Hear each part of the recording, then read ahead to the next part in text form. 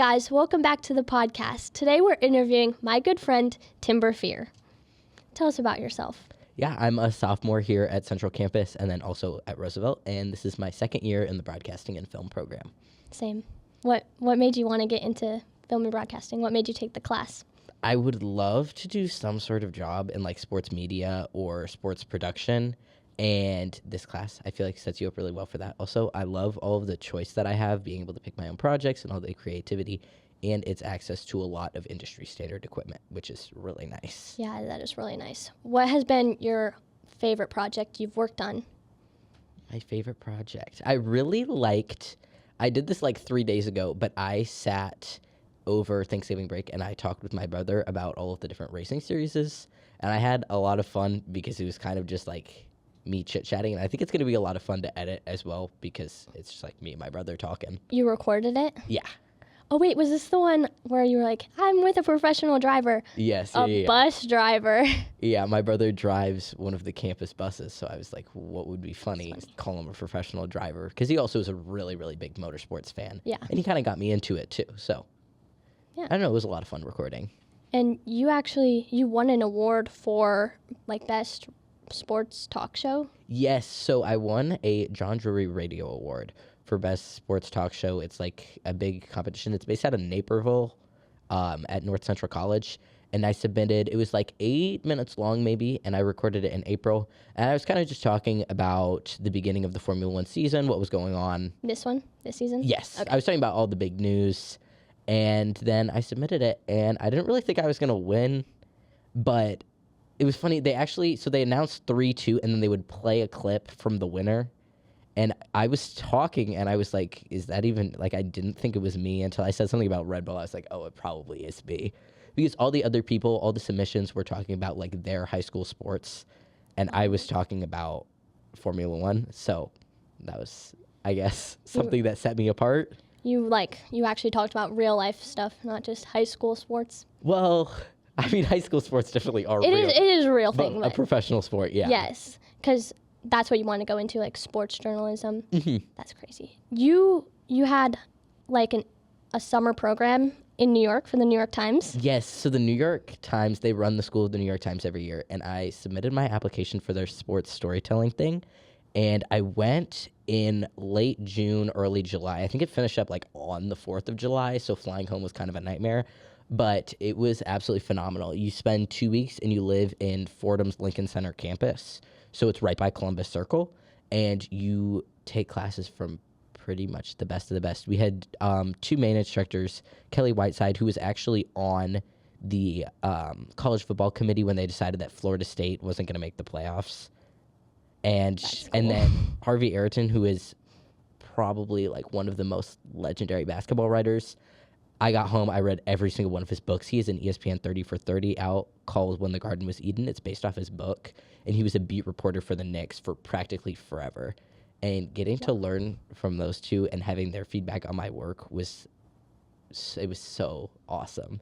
And of course, we went on like site visits and stuff. So we went to the second night of the NBA draft, which was insane because there was like... That's insane.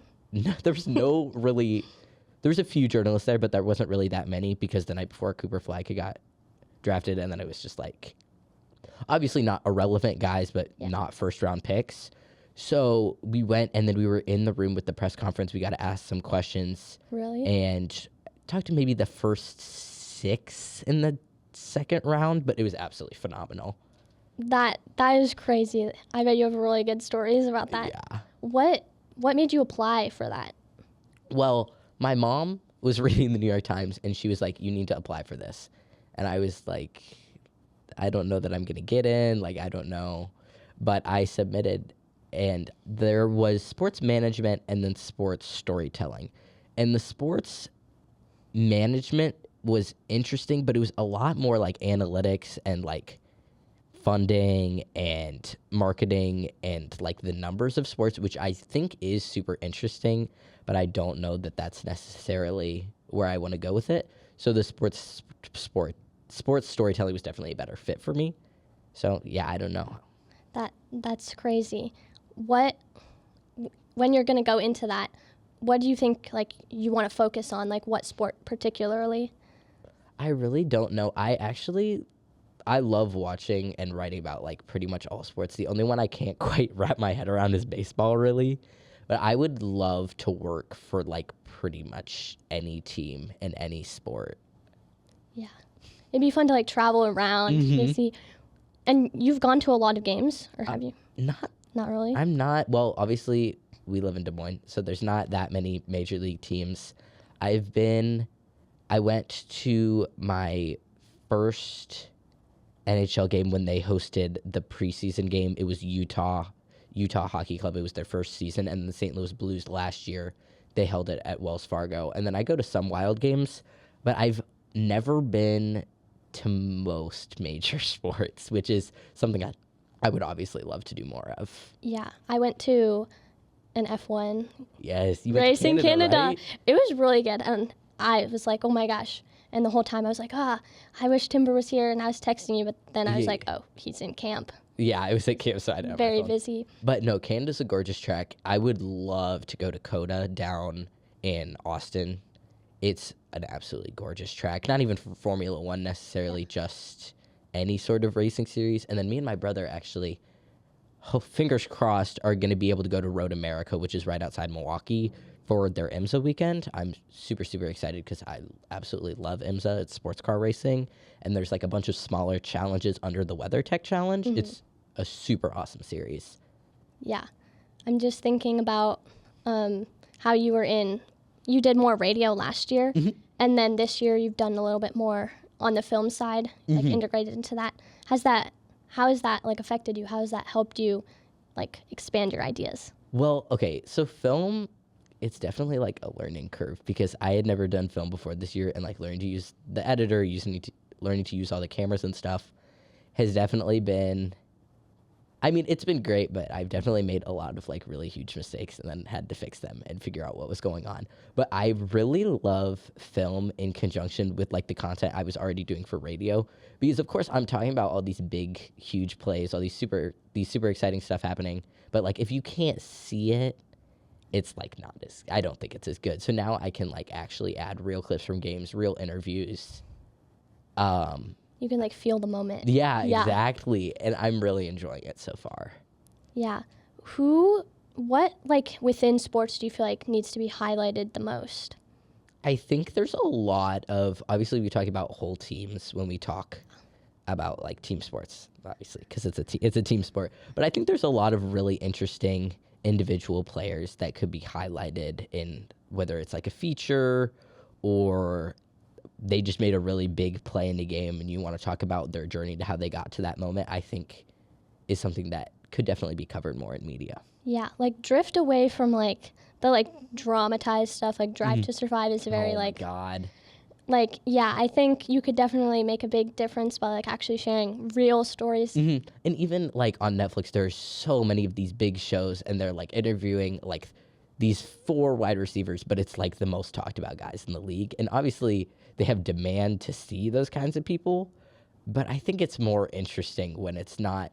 Actually, there's an ESPN series and it's like whoever's places. There's one with Peyton Manning, Eli Manning, P.K. Subban has one, and Sue Bird has one, and they go around, and it's like, I think it's technically a kid's show, but I really enjoy it because they talk about, like, kind of more niche sports things. They were interviewing this guy who had, like, the shortest NHL career ever, and I think it's really interesting because they're always talking to people who aren't necessarily, like, huge stars. I don't know, I would love to do something like that. Yeah, you need to get, like, the insight on, like, what people actually are experiencing because it's a team sport, not just the star player. Right. What else about, like, who specifically would you go for? I think that there's a lot of really interesting stories when it comes to engineering. Like, did you know that Oscar Piastri's race engineer actually was an Olympic rower? That's really random. Especially in racing, I think a lot of the people who are on the team, like with tech or their mechanics or something, some of them have the most insane stories, and we just, like, don't really know. Yeah, I could really go for, like, something, like, specifically about the engineers, like, not the drivers, but, like, just, like, all of them. Because it's absolutely insane what's going on in the factories all the time. And it takes so many people to, like, do all that. That's absolutely crazy. Or like, yeah, just like niche topics in general. Right. You did roller derby. I did. I used to play roller derby. Is that even like a professional thing? To the extent that you could like, would you be able to report on that? Not really. I mean, there are like pro women's teams, but I don't think it's anyone's full-time job, which is really unfortunate because it's a phenomenal sport. But I don't really know that there's a ton of room to report on it. Like if you did it alongside something else, maybe. Yeah, maybe. But yeah, very niche. I like it. I think that's all the time we have for today. But thank you so much for coming. Say goodbye to Timber. Thank you guys.